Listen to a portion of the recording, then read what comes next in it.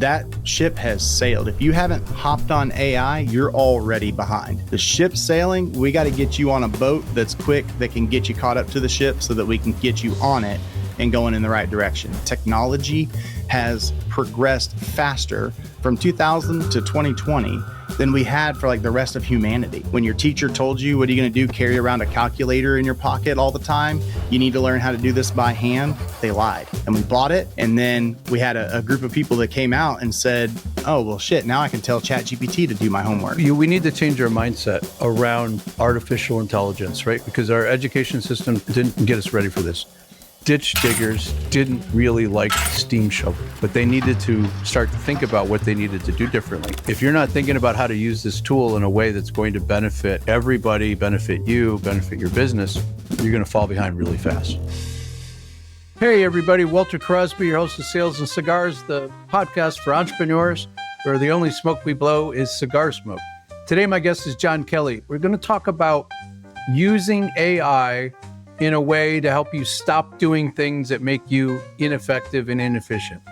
And we don't go crazy with AI. We talk about the mindset shift that's really, really important that we make about AI and about how we can make small changes in our business to humanize AI and make ourselves and our team much more effective. So go grab a cocktail, grab a cigar, and strap in for another fun episode of Sales and Cigars.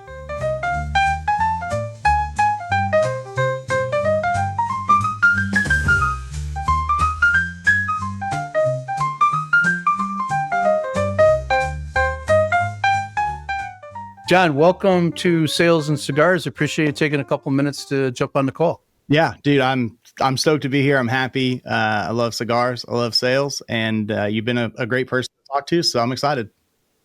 Well, for transparency purposes, John's going to mention this. He'll talk a little bit about his podcast and where you can find it. But he and I just recorded on his, so we're old friends. I've shared a lot.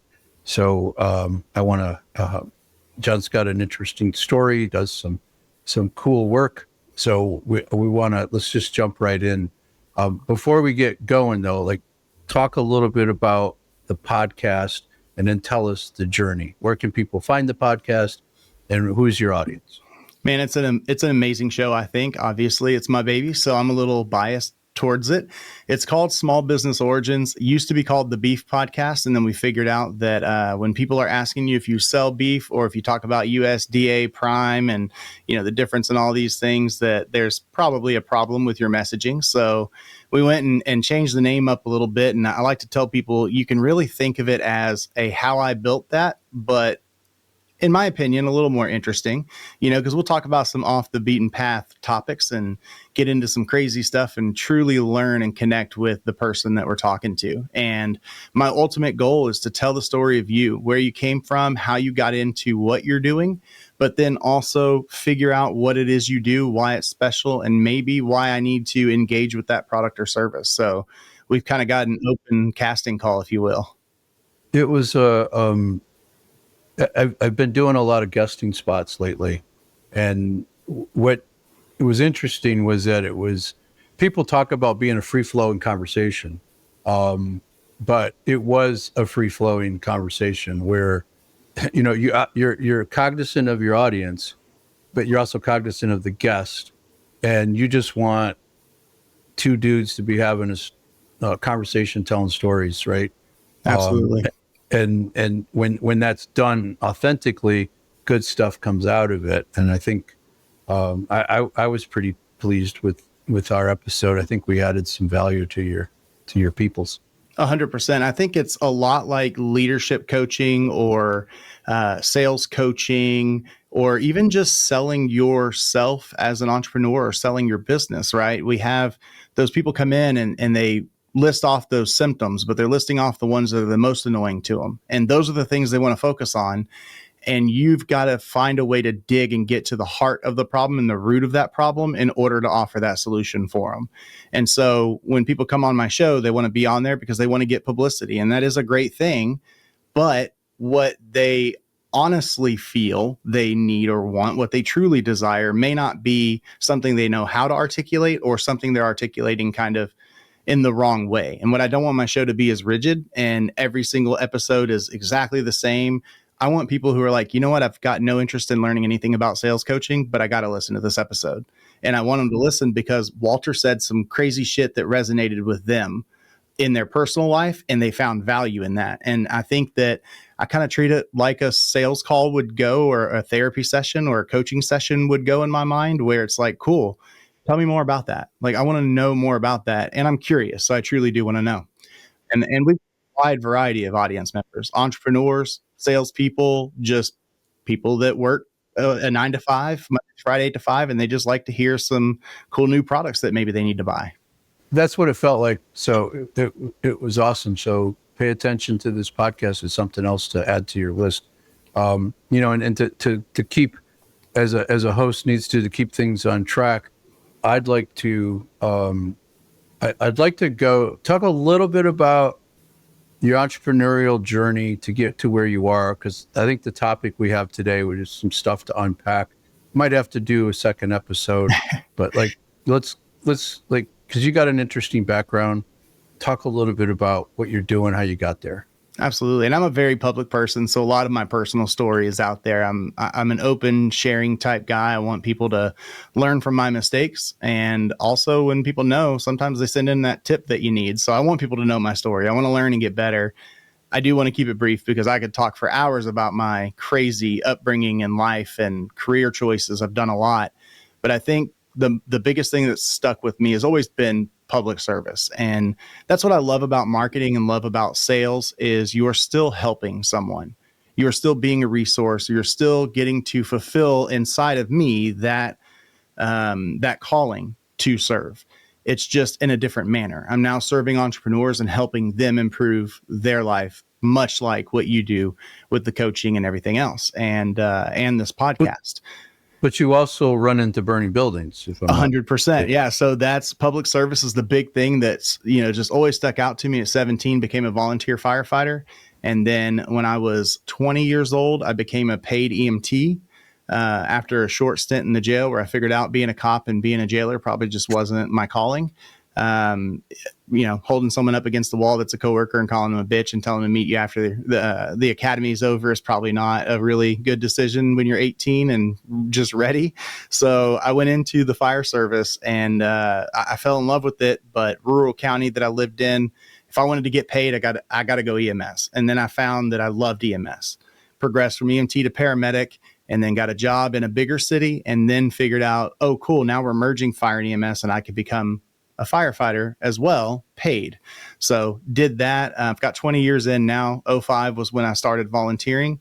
And then 09 became that EMT, 2011 paramedic, and then 2014 paid fire and paramedic. And I got a lot of leadership training, a lot of leadership experience in the bad way of doing things the wrong. It's a good way, but doing things the wrong way, and learning from that experience to be better and not be the things that I saw that weren't good from leadership above me.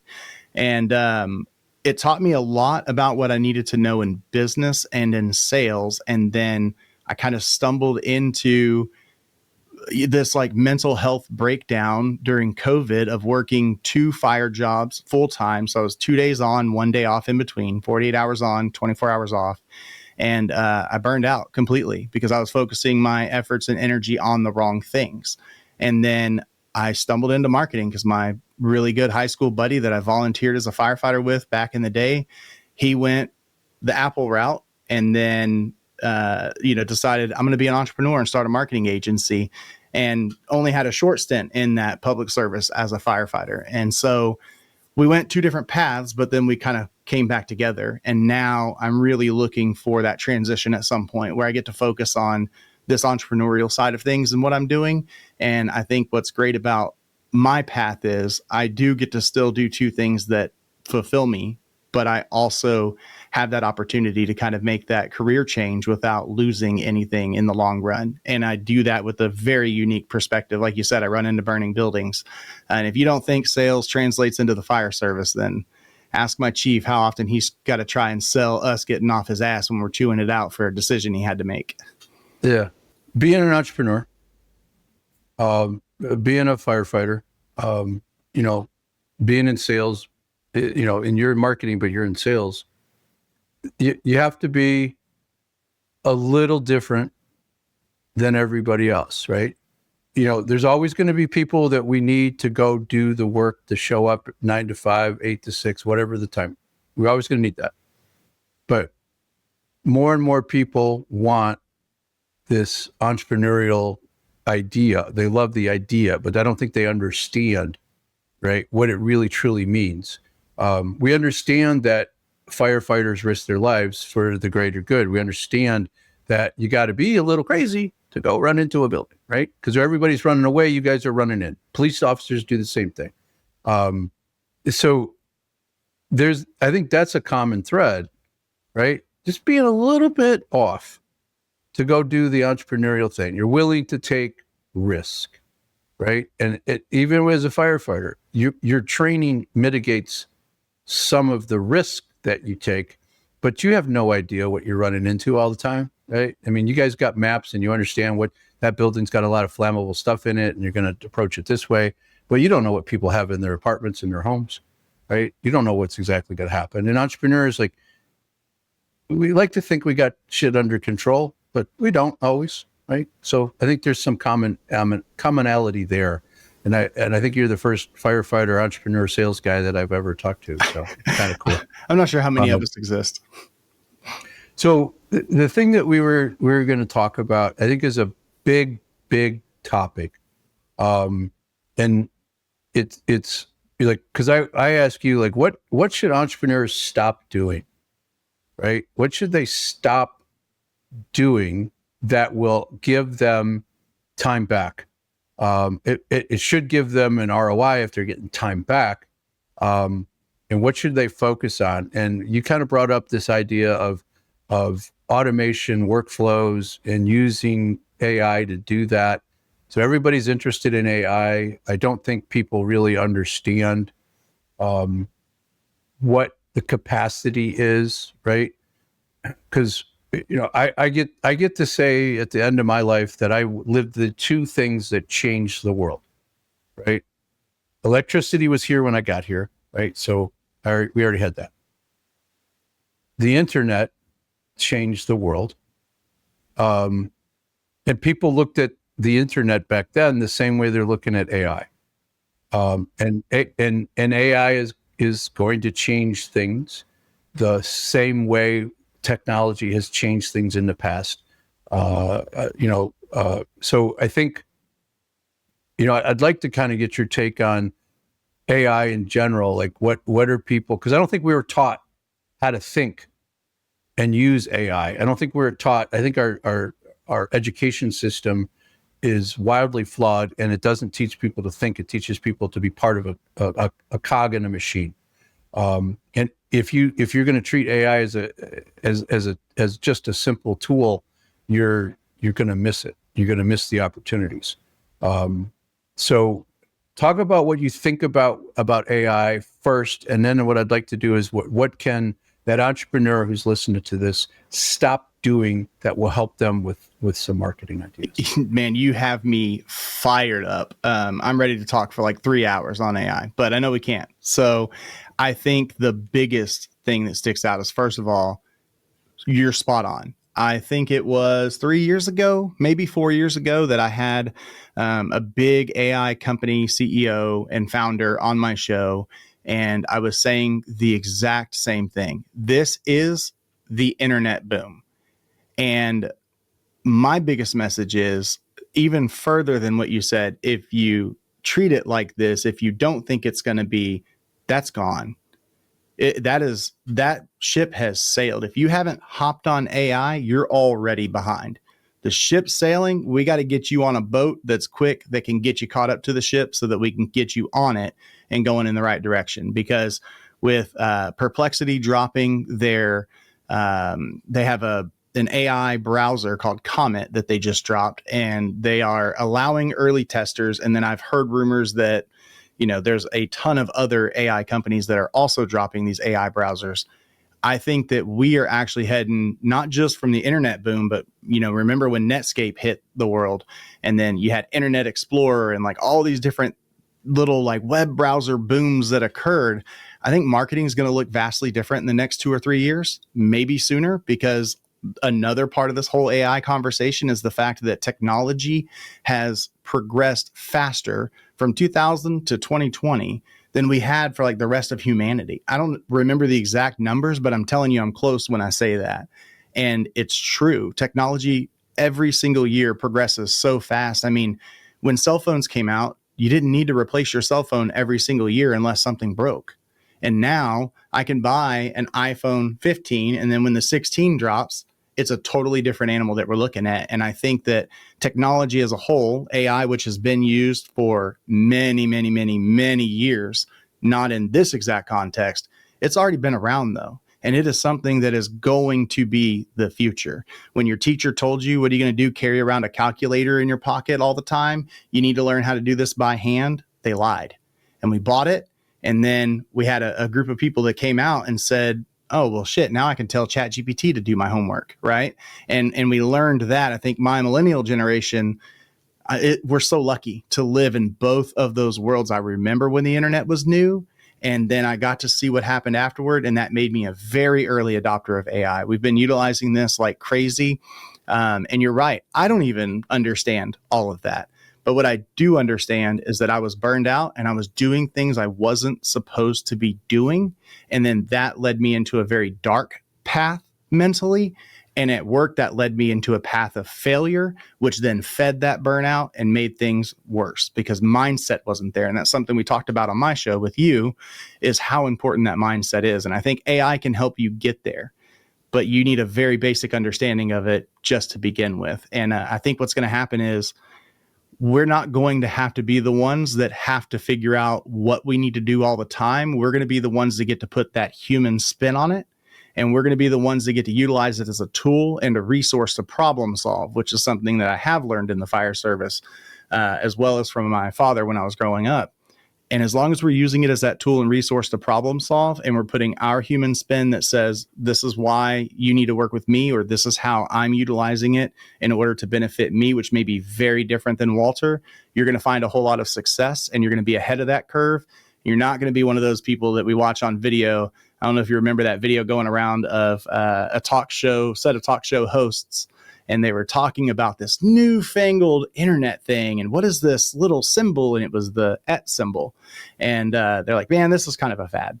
I think it's going to go away. I'm not sure this email thing and internet thing is going to be, worth anything, because they said the same thing. What are you going to do? Carry the internet around in your pocket? Come on. I was reading something this morning, and I'm actually taking a class on this, and we need to change our mindset around artificial intelligence, right? Because our education system didn't teach us, get us ready for this. And if we're thinking about just how to use it, right, as a tool, I mean, that's going to help us go faster, right? And it's going to help us do maybe better work. Although I do see a lot of people just copying and pasting shit that comes out of, a Claude, which is unethical, and you're cheating. And it's just like going into a sales conversation and using sales psychology to your advantage to sell instead of to help that person. It's just an unethical choice you made as a human, not the AI. But we weren't taught how to use AI so that we ask it the right questions to get it to do the thing. Yep. So if you're writing better prompts and you're learning how to ask different types of questions and give it better direction, and for us to be creative, we can go faster. But yeah. I mean, think about Bezos, right? He took the idea of the internet, right? And it's a thing, just like AI. And he just said, well, maybe I can sell books on the internet. Yeah. Right. Which everybody, not everybody, I would imagine there was a few people like, what are you, crazy? Right? How are you going to sell books on the internet? And he turned that into a reasonably successful business, right? He's done okay. He's done all right. Yeah, doing modest living there. To me, the Chris Rock said it best at one of those stupid award shows. Like, Jeff Bezos got divorced, and he's still one of the richest guys on the planet, right? I mean, that just tells you where he's at. So, Everything. but my point is, it's the people that are really going to excel fast when they start to figure out how to use artificial intelligence to do something, right? Because it's going to displace people, right? But it's going to improve the economy. The example that was given in the class I'm taking, ditch diggers didn't really like the steam shovel, right? But those ditch diggers needed to be able to think like, oh shit, this is going to be big. Yeah, it might break down and whatnot. My shovel will always work, but they needed to start to think about what they needed to do differently. And if you're not thinking about how to use this tool in a way that's going to benefit everybody, benefit you, benefit your business, you're gonna fall behind really fast. It fits directly into that next thing that we're talking about, what we need to stop doing, right? And so I don't remember if it was on my podcast, but I did, hear from someone a great analogy, and it's that thought process that a lot of people are scared of with AI, which is, well, AI is going to take my job. And the response is, AI is not going to take your job, but someone utilizing AI properly will. And that's the real threat. The real threat is not AI. The real threat is you not understanding it, and you've got to get those resources. And you can do it by just asking AI to tell you. You can, but you have to think like that. And that's the thing, right? Because AI will, if you're a task-oriented job where you do some rubric to get things done, that will do it faster. It will do it better, right? So your job will be replaced. So it's now your job to start to think down the road as to how I can use this to elevate my skill set so I can help all of those things get done. So your point is 100% right on track. You got to use this in a way that's going to help you grow as an individual and add value. It's really not that different. When my daughter was 15, 16 years old, she got a job in a restaurant as a hostess. And nobody had to tell her to go help the bartender bring up a case of beer so that he didn't have to leave his post. Nobody told her to go put water in the guest's glass so the waitress didn't have to waste time with that. Nobody told her to clear plates. So what happened? She added value. Yep. And all of those people, right, earned tips. So they were able to earn more tips, provide better service. So she earned more money because she added value, right? So take that idea and apply that to AI. So let's talk about what we can do here in the next 5-6 minutes. What can they stop doing and utilize this tool to give them back some time, which is money and which is freedom? I think they just need to stop doing all of it. That's the big thing. We get so caught up in, they're not going to do it the way I do, or I know it needs to be done and I don't want to have to tell someone, and I don't want to have to hire someone, or I don't want to spend the money. So I'm just going to do it and get it done. And if you look at the book, Buy Back Your Time, and you start thinking about what that truly means, and it's that we have value as entrepreneurs. We have value as human beings for every single hour that we spend doing something. I trade it when I go get on that fire truck for 48 hours. I trade it for an hourly rate that I feel is fair for my time. And we've got to, especially as entrepreneurs, value our time a lot more, because when you're the owner of that business, it doesn't just cost you the $20 or $30 you may have been okay with making per hour when you were working for someone. We're now talking about hundreds of dollars per hour, or maybe even millions of dollars per hour, because you're taking time away from my 10-year-old and myself to spend time together, or my 6-year-old, or my 16-year-old, or my wife, right? There's a huge value there. And so something we talked about already on a previous show was that thought process of how much those things are of value to you and how much those things can benefit your business or not benefit your business, from mindset to all of those like phantom costs and benefits that we oftentimes kind of ignore because we don't see it and it's not at the forefront. And so we kind of dove into, you think you're losing money by doing whatever that, step is, or whatever that product is or purchase is. Maybe it's, as we discussed, giving that half day on Friday or a full day on Friday. And it's like, well, is that going to cost me money? But in the end, it affects so many small things that it actually makes you more money and moves you toward your goal quicker and in a better, more efficient manner. And I think that's the big thing is, we think I'm doing a really good service to myself and the company by just getting the damn job done. But what you're actually doing is hurting yourself by focusing, as Buy Back Your Time talks about, on the wrong percentage of tasks that need to be completed.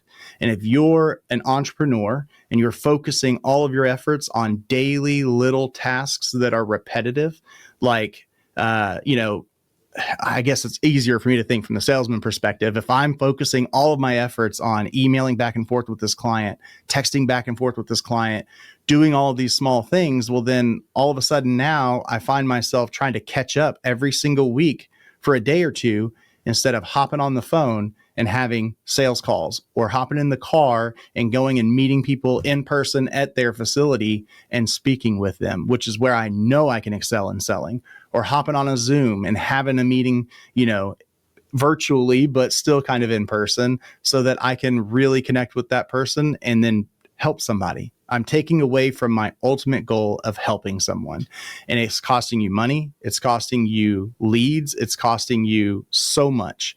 And I think that that's the big thing, is utilize your resources like AI so that you can help yourself get to a position where you're focusing on the things that move the needle and get you toward your goal. So from a marketing perspective, if we want to detask our life, and I think we have to understand the task and what needs to be done, right? So then we can assign it to somebody or something.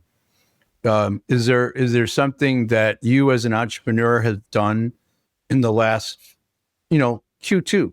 Just think about Q2. Is there something you've done in the last 3 or 4 months where you can, like, I can assign that to AI, I can assign that to a piece of technology, or I can assign that to a virtual assistant?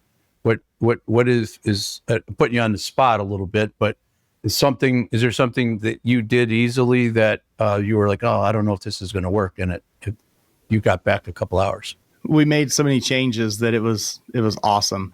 The sad part is I can't tell you we didn't think it was going to work or know if it was going to work, because we were the whole cobbler's kids have no shoes type thing. Our software, Wingman, we had it right there. It was ready and it was available, and we could use it because we were implementing it and seeing it work for other people, but we weren't doing it for ourselves. We weren't taking our own medicine, and it led to quite a bit of burnout for Andrew and myself, and honestly, the rest of our team. And I think the biggest thing that we found was, by doing these things that I now want to tell every single person that I can, you're going to not replace, if you're a good entrepreneur, you're not thinking about utilizing AI right now to replace an employee and save yourself on labor. You'll be thinking about how I can use AI to free up time for Walter, so that Walter can go out and do better as a salesman and be happier as a salesman and more successful as a salesman. I want to take tasks that I don't want Walter to do because I value his time more than he does even. I want him to go focus on this other thing. So I'm not replacing that salesman or that saleswoman. I'm replacing those tasks that are worthless to me in the sense of not moving the needle. Very necessary tasks. And so for us, it was a few different methods. One was the live human method. And that was, you know what? We need to hire people whose job duties are these things that we were all wearing several hats to get done, which is the traditional route. And that's something I think a lot of entrepreneurs have a great mindset on. But even if you think of your executive assistant, and in your mind, you think, well, why would I want to get repetitive tasks away from that executive assistant so they can focus on other things when I hired them to do those tasks? Well, here's the thing. everyone has a valuable perspective. There's a reason, there's something you saw in that interview process when you brought that person on that you loved. And you want to empower them to be more productive and be a better asset for you. And you also want to make them happier as a person, because hopefully your culture is that you give a shit about your employees. It's in our handbook, literally says we give a shit. That's one of our core values. And that's for a reason. We want our people to be happy, because happy people do a better job, and happy people will meet those goals a whole lot better. So the big one for us was a lot of automation, utilizing AI, both in written form, and then the new feature, which is huge on the market right now, which is an AI employee, including voice. And so the only thing I would say that we did have maybe some hesitation on was a AI voice agent answering phones. But we were able to go away from the phone tree system, away from online software apps and voice over IP stuff, and simplify that setup. And now when you call, I'm not bugged with the Google spam calls. I'm not bugged with scammers from India or any other country, even right here in America. I get calls that are high intent calls, so that whenever I'm focusing my time and energy on something which drains me, I'm now focusing on something that is extremely important to the company. I'm focusing on my customers and clients that I've sold that want to call me and talk to me about something. I'm focused on new clients. And with these automations and everything else, we can dive all the way into it, but I don't have to call my lead. The system calls me and says, hey, you've got this lead. Can you take the call right now? And now I've got speed to lead down in a heartbeat, all the way down to the point that there was something we need to work out because somebody scheduled a meeting with me. And that was a person I met at a live networking event for a Chamber of Commerce. He scheduled a meeting with me, and then boom, it called and said, hey, you've got a new lead from this person's name. Press any button to be connected. I connected and I said, hey, it's John with Beefy Marketing. I'm actually driving in my car right now. I'm not in the office, but I'm just headed to lunch, and I wanted to make sure if you had any questions or anything that I got you taken care of. What brought you to the site today?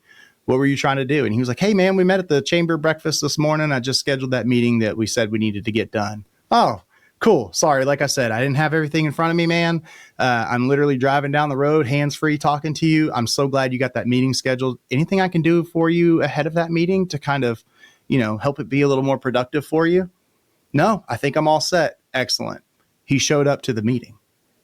That sales call was fulfilled. He actually showed up for it. And I attribute that to the fact that there was that speed to lead after he booked the meeting. He got confirmation it was happening, and then probably said, damn, he was Johnny on the spot, called me and was willing to help. That's amazing. I love it. And what's great is sometimes you can elicit some information ahead of that meeting and go in armed with more knowledge and more data and better suited to be a benefit for that potential client. Yeah. Yeah. So speed to lead's great term. I love it. But you added a touch that was personal after a bot, an agent, right? An Absolutely. AI agent. And you could, and this is the coach in me. I'm sorry. I just have to say this. I love it. I'm here for it. If you had said, is there something that you wanted to talk about, and you kind of did it, but I'm saying maybe a little bit more clear. Is there something you want to talk about at that meeting that would help me better prepare, right? And kind of just elicit whatever it is that it was top of mind for him, because he just called you. I mean, he just called you to book the time, right? And if he gave you whatever that thing was, now you have greater confidence, right? And you got a little bit of that from that call, but you gave him intent, like we're Johnny on the spot, your words. Absolutely. But you let him know, wow, they're using technology, but putting a human touch on it, right? We haven't lost the humanity of, right? Like calling Comcast, right? It takes, 30 minutes to get a freaking person on the line. And then that person isn't really the person you need to talk to, right? But you got to go through the same rigmarole. They don't want to talk to people. They want you to solve your problem yourself using whatever they've done on the internet. Yep. What you've demonstrated is you've differentiated yourself with technology and the personal touch. You connected the two. And I think that is a great example for a sales organization to think about. How can we add to the lead to speed, or speed to lead, right? Right. And then add the human component to it. Or even if you said, I'm just looking forward to the call, I just want to touch base, man, appreciate it. That little tiny thing, right? The phone still works. Right. Right? It's an annoying little app on our smartphone, but it still works. And the more of that we do, and the faster we do it, the better off we're going to be as a sales organization. And you created credibility for yourself and for the organization that you give a shit, right? Absolutely. And I think that's a great example of using a tool in a way that's going to create wins for the individual salesperson, the company, and the buyer. Because if we don't create the triple, right, the 3 wins, we're not really doing it well. So I love the story. So talk to me a little bit about, like, if somebody called you up and say, hey, John, I heard you on Sales and Cigars. I want to learn more about that. Is that something that you can share the process that you went through and talk a little bit about marketing, how you can fit it in? All day, because that is the important part. I told you, and I'm a genuine person. So if I say it, number one, I promise you that I mean it. Even if I don't fulfill on it, that may be an internal problem I need to do some work on, that I'm trying to work on because I didn't have the time to get to whatever that was. But when it comes to business, I fulfill what I'm going to say, because there's not just money on the line. These are people's jobs, people's companies. If it's an integrity.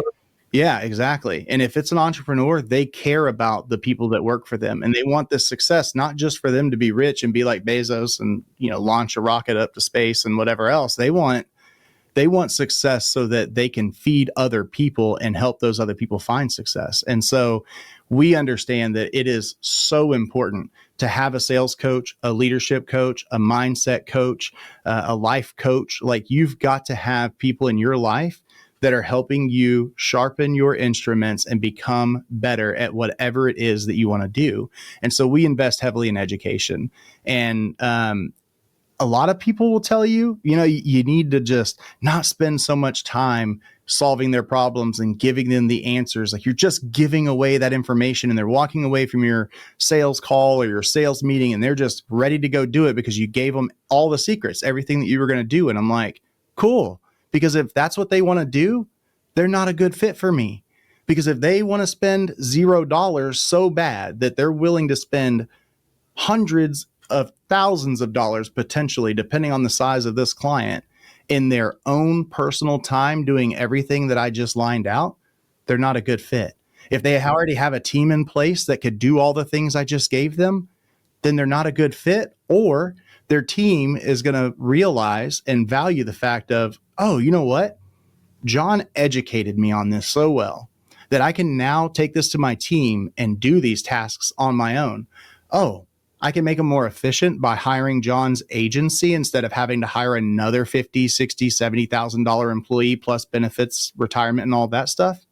Let's just go hire the agency and have them work on this stuff for us. Like, there are plenty of positive things that come out of that more than negative. So we want to educate. We have a director of training. We put free webinars, in-person classes. We go to people's, like these co-working facilities, and teach classes there. And all we want to do is come in and teach. And then we open up those conversations, and I don't have to prowl like a vulture and look for that wounded animal somewhere in the room that I can go sell marketing services to.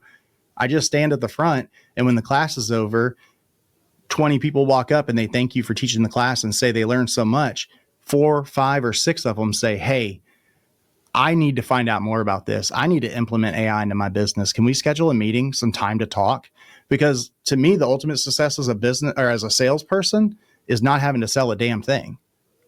It's having customers come to me and say, hey, I want to buy this. I want to be like a car dealership. When I walked in to buy my Grand Cherokee after my Wrangler got wrecked, and I can't afford that whole long story of replacing that nice ass Jeep I had, I want them to walk in like John Kelley to Tomball Ford and say, hey, I'm looking for Grand Cherokees. I saw this one on your lot.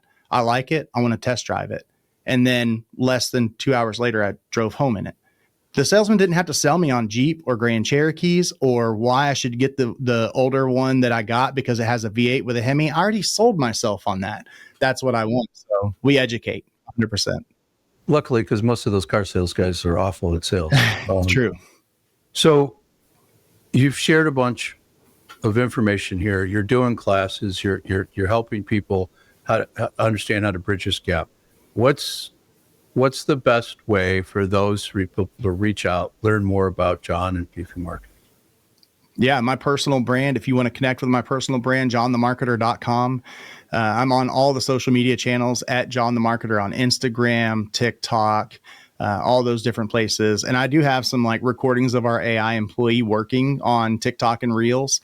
And then John the Podcaster on Twitter, though, because somebody took my John the Marketer there. So, and then, of course, the agency is kind of the best place to go, especially if you have an interest in, okay, how can I get some good marketing services? Or maybe you're just looking for the technology side, the AI built into your CRM and software, that kind of stuff. Then beefymarketing.com.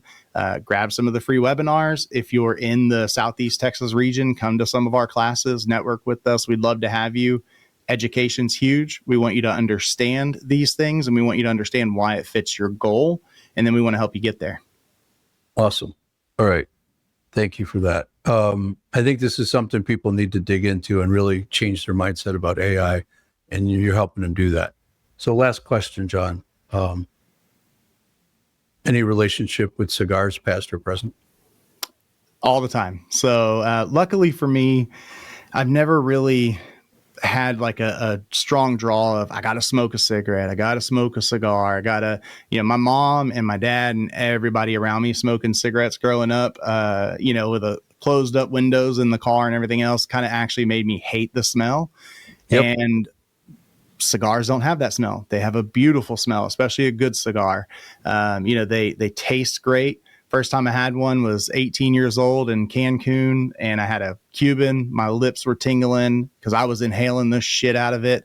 No clue how to smoke a cigar. I just thought that I was a badass with this big fat cigar in my mouth, and I was sick. It hurt. I was going to say, how'd that work out? Yeah, the feeling before I was nauseous and hating my life was great. And I was like, you know what? I need to learn to do cigars the right way. And then being in the fire service already before I even graduated high school as a junior fireman, I was like, okay, I want to partake in cigars because it is a firehouse tradition. And tradition sometimes can be what holds back growth for sure.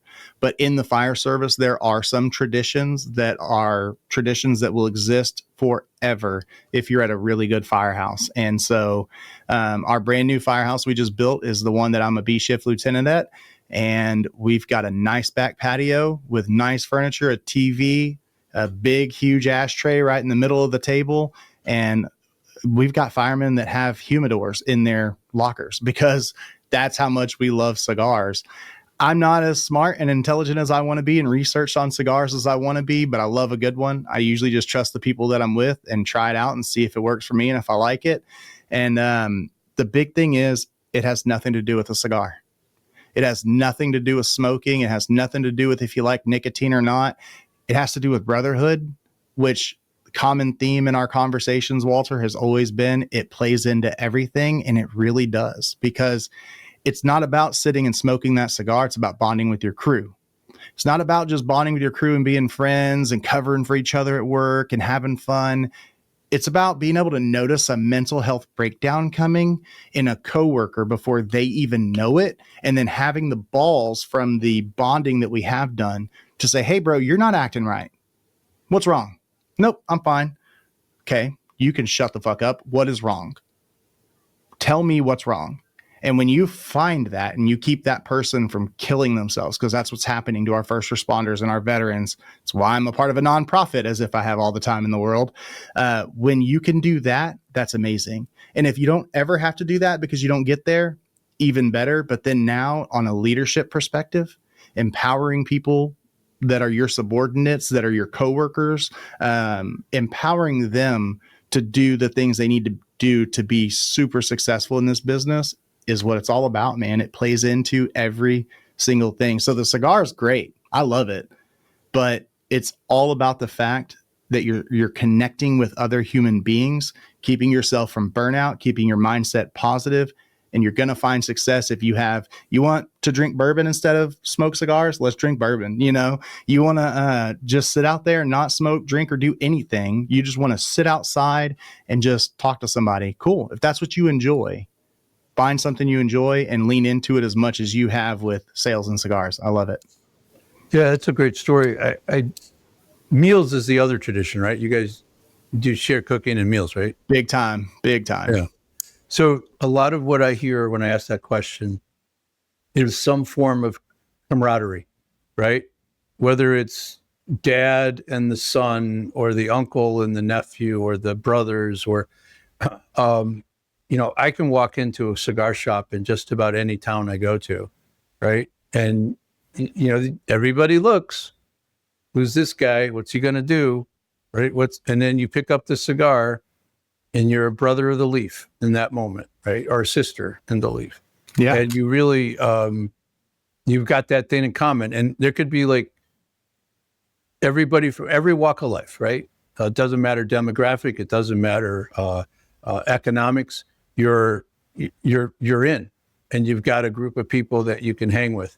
And I've got a client pays us good money. He didn't need anything. He didn't truly want anything from us. He had no reason to drive to my office. Not that it's far. He's like, 10 blocks away, but walked in, dropped those on my desk. Didn't ask for them. He just walked in, said, "Hey, Andrew said y'all like cigars." I said, "Oh, I love them. Absolutely." He said, "This is a buddy of mine. He was with some big cigar company, and now they've got a location in Tampa, West Tampa, that they just make their own cigars, because both him and his really good friend left that company, I think on a layoff or something like that, and then started their own thing.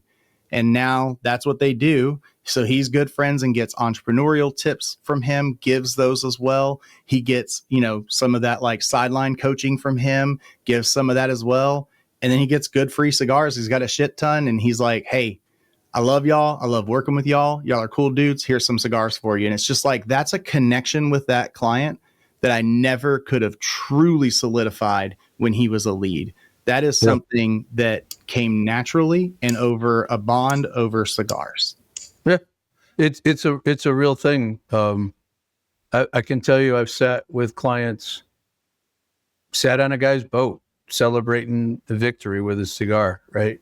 Yep. And it's there's different kinds of cigars, right? Celebratory, camaraderie, pensive, right? You're kind of contemplative and want to think about things, like, but it doesn't, if somebody doesn't like cigars, that's not a problem. You probably don't want to hang out with me in my cigar room, but it's a real thing. My wife hates them, and she tolerates because she knows it's important to me. And she can tell when I smoke something that's a little different than what I normally smoke. Like, that one's weird. What is that? Right. So, yeah, I love it. Great story. Love the Firehouse connection. And talking somebody out of a mental health problem. I don't know. We almost cried on a Sales and Cigars pod. I had to fight back tears because it's a battle that I'm going through. It's led to a bad few weeks for me myself. Luckily, I have the resources. I'm a part of some of those resources, but some people feel hopeless, man. And you never know. You walk up to that rookie who hasn't earned his spot to smoke that cigar out there yet. And you just say, "You know what, bro? Come on, let's go sit down. Let's talk. Let's smoke a cigar." You never know what you're going to pull somebody back from. It's so cliche, but it is that. Be kind, because you never know the battle that someone's facing. So absolutely, it is much beyond cigars. We have gone through similar things. On June 22nd, I lost really close friend who took his life, and it's I'm sorry to hear that. it's a real thing that we need to get people to be more comfortable about having those conversations. And if cigars can play into that, I have a good a friend of mine, Bernie, who just did a webinar about, like, let's talk about suicide. He's got a passion. It's really a non-for-profit that he just does to try to help people, and first responders, veterans, and then just every guy that's gone through some shit, and gal, right? I'm not trying to say it's a man thing, but it's a terrible thing to go through. So, if that cigar can help somebody, that's fucking awesome. So, man, Yep. I appreciate you, appreciate what you're doing. And people, if you've got questions about taking some tools that are out there, using AI to be smarter, to be more effective, it's not just about being efficient, it's about being effective and up in the game, making your people better, giving them more space to operate. Give John a call, check out his website. You'll be better off for it. So, man, thanks. You can actually even test out my AI bot if you want to. And I hesitate to say bot because she's helpful. You can ask her marketing questions. If you're okay with me giving the phone number, you can call. Out. There's no obligation. Don't give me real contact info, or don't give her contact info at all. But yeah, 346-534-7200. You call that number, and then Jess is going to answer, and she can help you with some marketing questions, and she can help you book a meeting with me, all kinds of stuff. And it feels human. So human that if you watch the reel that I uploaded, I had my wife test the bot before I put it into play, and she said goodbye to a robot. So I was like, you realize that it felt so human to you. And let me tell you, AI is the worst it's ever going to be for the rest of society right now, today. Yeah. Tomorrow it's going to be better, and forever it's going to be better. So the bot she tested was vastly different than what's there now. And it just gets better and more human. And so it's amazing. I can go on forever, but I'd love to give you all those answers, just not in a sales meeting, in a consultation. We can just talk. I'll put it in the show notes if you don't mind. Absolutely. I got this habit a couple years ago, but I use Anthropic or Claude these days, and love it. Whenever I get what I ask for, I always say thank you, because you never know when the robots are gonna. Exactly. I want them to spare me. Yeah. Let me be a part of the robot resistance. Nice. He was a nice guy. Give him some space. All right, man. Thank you so much. I appreciate it. Of course, Walter, man. Thank you for having me on. It was great. Cheers.